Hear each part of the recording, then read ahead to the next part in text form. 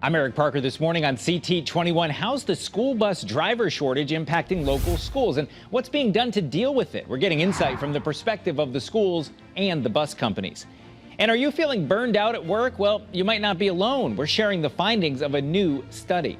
Plus, a local teen gets a national award. We'll introduce you to Brianna from Bristol. She's had quite a week. It's all this morning. The final Sunday of September, CT21 starts right now. From Channel 3, this is Connecticut's most watched current affairs program, CT21, with Eric Parker, sponsored by Hartford Healthcare. Good morning. Not long after students returned to school, we started hearing stories about troubles with transportation, bus routes having to be combined, younger kids sharing buses with older students, some from other schools, of sports teams having to hire out commercial buses just to get to their games. My colleague Nicole Nalepa has more information on what's happening in schools around Connecticut. Nicole? Thanks, Eric. The school bus driver shortage is presenting problems across the state. Joining me now to tell us how the deficit of drivers is impacting schools is Fran Rabinowitz. She is the executive director of the Connecticut Association of Public School Superintendents. Fran, thank you for joining us. You're very welcome. I'm pleased to be here. It's a tough issue we're talking about, school bus driver shortages, and it's a significant problem around our state. What are you seeing, and what kinds of situations are superintendents telling you that they're facing? Well, I'm seeing many situations statewide. I'm seeing some districts that are not affected at all, and I'm seeing some districts that are seriously affected, where children are getting home an hour and a half later than planned, because they're doubling up routes or whatever, and there's more, there are many children on the bus, which we don't want to see happen. I have also seen places where superintendents have to call parents at 9 or 10 o'clock at night to say, I'm sorry, I won't have transportation for your child tomorrow. We're gravely concerned about special education. And there are instances throughout the state where there is not transportation for special ed students to their placement. So how are you handling these problems right now?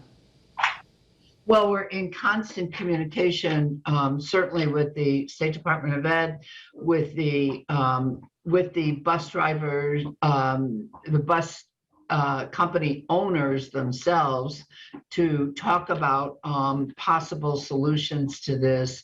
We are looking at it across the board and looking at possible solutions and suggesting certain things, even to the point of bringing in the National Guard if that is necessary.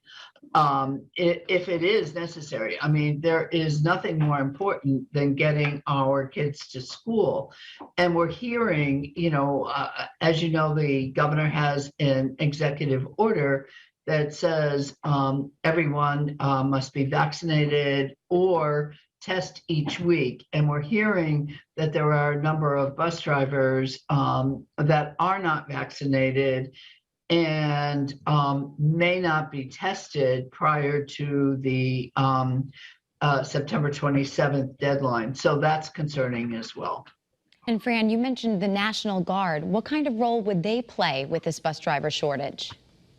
Well, we're looking at what they played in Massachusetts, and certainly it's not my call as to whether they come in or not, but we're looking that they did they are playing a role in making sure that students with disabilities are getting to their placements.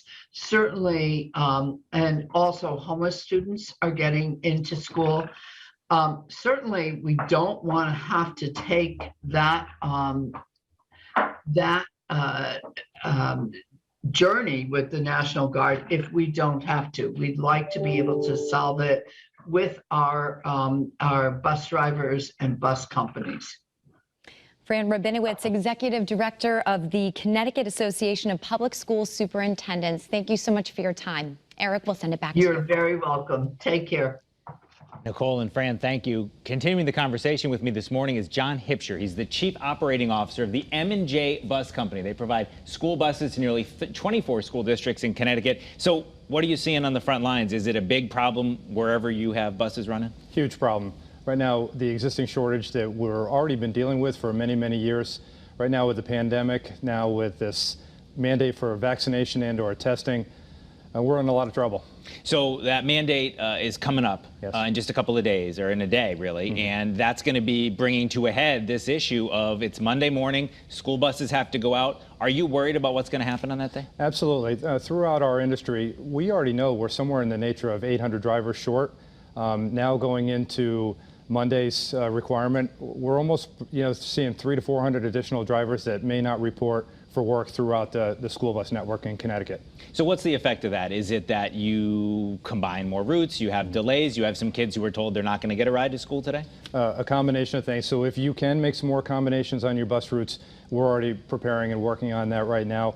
A lot of communication with school districts to let them know where we think we're going to be on Monday, and some of that discussion will continue over the weekend as it's very fluid. We're preparing that there could be some buses sitting idle on Monday with no operator to transport a few buses.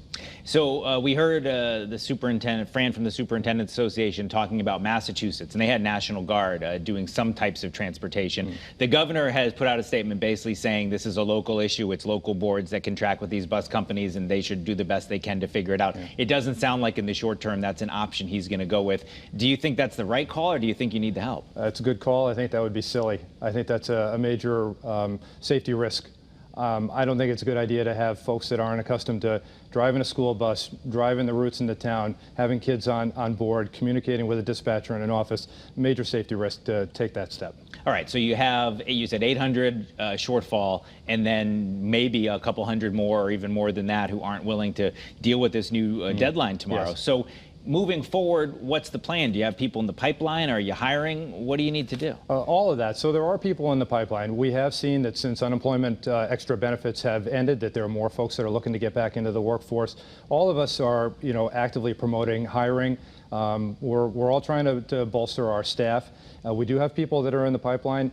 Problem is that the amount that are in the pipeline, there's more that are going to be taking a step back here that have opted not to vaccinate or test.